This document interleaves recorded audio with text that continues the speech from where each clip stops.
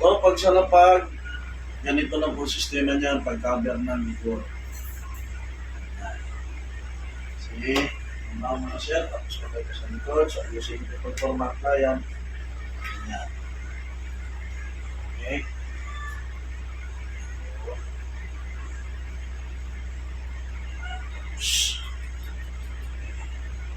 So, next, dito po tayo sa paa. Maglano natin yung paa.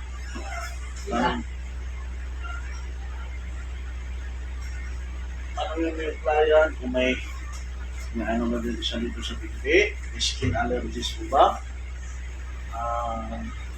Meron po mga varicose. Ang varicose po ba, sir, minamasay po ba yan o hindi? Pwede siyang masayin. Dalawang klase ang varicose na tinatawag natin.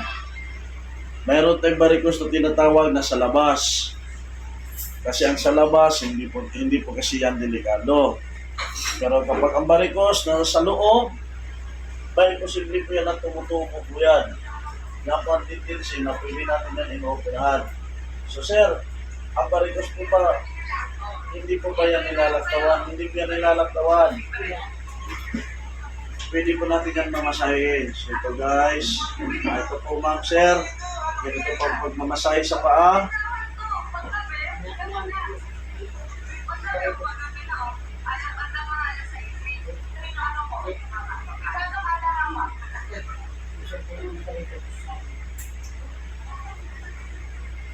Okay.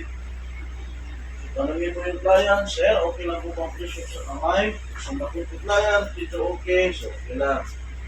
Nakastay lang pressure sa kamay. Pero kapag oras, ang babae mo ay minamasahe, hanggang dito lang po. Yan. Pero kapag lalaki, pwede naman. Hanggang dito yan.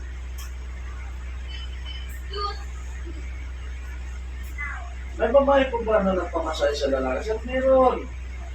Kasi hinahanap po nila na minsan kasi may mga babae din ang katawan nila nahanap nila yung hard. So kami naman, bilang totally blind, na-experience na rin namin yan, na nagmamasahe din kami, marami kami naranasan na gusto ng babae. So wala po kami na dyan. Sa focus namin dyan, trabaho.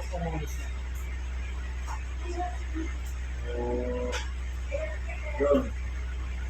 Sa dinamit namin na clinic na namin na ikutan. Yun, sawa naman Diyos. Medyo